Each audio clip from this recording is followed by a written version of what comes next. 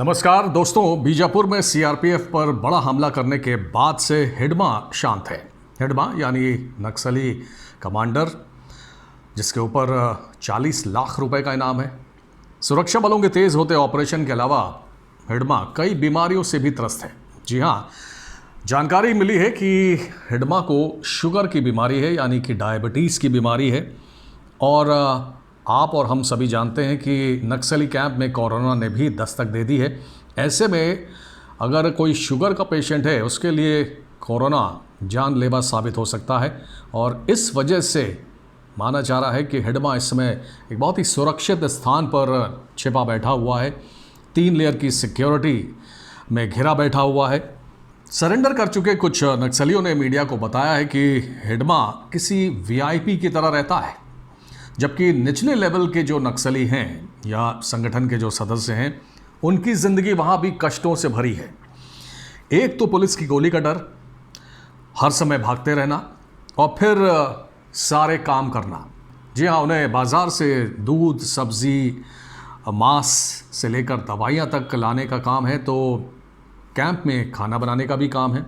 नक्सलियों का एक ख़ास तबका सामान लाने का काम करता है, तो दूसरा तबका खाना बनाने वगैरह का काम करता है।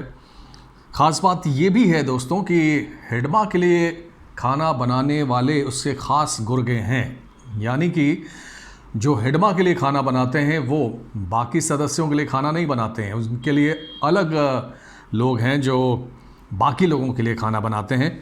हिडमा को खाने में रोटी, मटन, चिकन, बीफ बहुत ज़्यादा पसंद है और उसको परोसा जाता है। जबकि आम नक्सलियों की अगर बात की जाए, आम माओवादियों की बात की जाए, तो उन्हें चावल से ही गुजारा करना पड़ता है। जो नक्सली लीडर बराबरी और सबके समान अधिकार के लिए लड़ाई लड़ रहे हैं और अपने सदस्यों को भी उसका पाठ पढ़ाते हैं, उनके अपने कैंप में क्या स्थिति है वो इससे साफ हो जाती है कि नक्सली लीडर्स के लिए तो सारी सुख सुविधाएं हैं। ज़्यादातर मौक़ों पर वो खुद भी पुलिस से मोर्चा लेने के लिए नहीं जाते हैं, बल्कि दूर बैठकर ही गाइड करते हैं। तो ऐसे लीडर्स के लिए, ऐसे नक्सली लीडर्स के लिए खाने पीने से लेकर दवाई वगैरह का ख़ास इंतज़ाम होता है। वो अलग टेंट में रहते हैं, उनकी सुरक्षा में पूरा दस्ता तैनात रहता है। लेकिन नक्सली कैंप के आम सदस्यों की हालत बेहद ख़राब है। और नक्सली लीडरों की तरफ से जो बात कही जाती है कि प्रशासन के उत्पीड़न और भेदभाव की वजह से ये लोग माओवादी बनते हैं, वो भी पूरी तरह सच नहीं है। क्योंकि सरेंडर करने वाले कई नक्सलियों ने बताया कि कुछ लोगों को तो ज़बरदस्ती उठाकर ले जाया जाता है और फिर वो वापस नहीं लौट पाते। एक महिला माओवादी जो हिडमा की सिक्योरिटी में भी लगी हुई थी, उसकी सिक्योरिटी में तैनात थी, उसने बताया कि वो गाना अच्छा गाती थी, इसलिए उसको उठा लिया गया और उससे कहा गया कि आप हमारे संगठन के सदस्यों को गाना सिखाइए, उसके बाद आपको वापस सुरक्षित छोड़ दिया जाएगा। लेकिन ऐसा हुआ नहीं। आखिरकार सालों बाद उसको कुछ मौका मिला और उसने सरेंडर किया और आज एक खुशहाल ज़िंदगी जी रही है।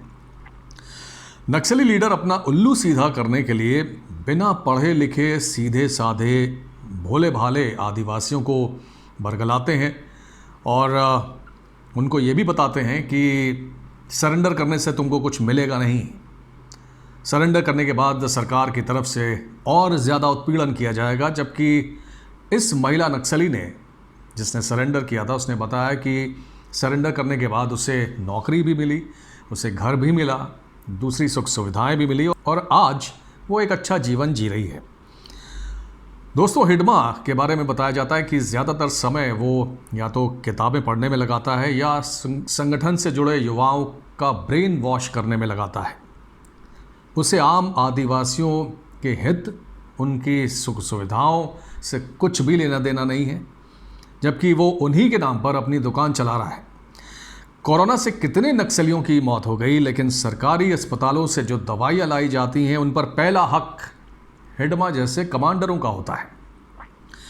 एक बात और है, जब से आंध्र प्रदेश, तेलंगाना जैसे राज्यों में ग्रे हाउंड जैसे स्पेशल ऑपरेशन ग्रुप ने नक्सलियों पर अपना दबाव बढ़ाया है और वहाँ पर नक्सली समस्या काफ़ी हद तक अब काबू में है, तो वहाँ के जो नक्सली लीडर्स हैं वो भागकर बस्तर आ गए और यहाँ पर वो अभियान छेड़े हुए हैं। जबकि उनके अपने गांव की अगर हालत की बात की जाए तो काफ़ी अच्छी कही जाएगी। ऐसे ही एक नक्सली लीडर है हरिभूषण, जो तेलंगाना के वारंगल ज़िले के महबूबाबाग गांव का है, जहां बिजली, पानी, सड़क, मोबाइल नेटवर्क जैसी तमाम सुख सुविधाएं मौजूद हैं। लेकिन हरिभूषण जल जंगल ज़मीन की लड़ाई लड़ने के लिए बस्तर में, और ख़ास बात यह है कि वहाँ पर वो विकास के काम में रोड़े अटकाता रहा। हालांकि पिछले दिनों हरिभूषण की कोरोना से मौत हो गई, लेकिन जो सवाल है वो यही है कि बस्तर में ये नक्सली विकास कार्य नहीं होने देना चाहते हैं, और उसकी वजह क्या है वो हम सबको पता है। आपको कुछ और लगता है तो कमेंट सेक्शन में ज़रूर बताइएगा। बहुत बहुत धन्यवाद। जय हिंद।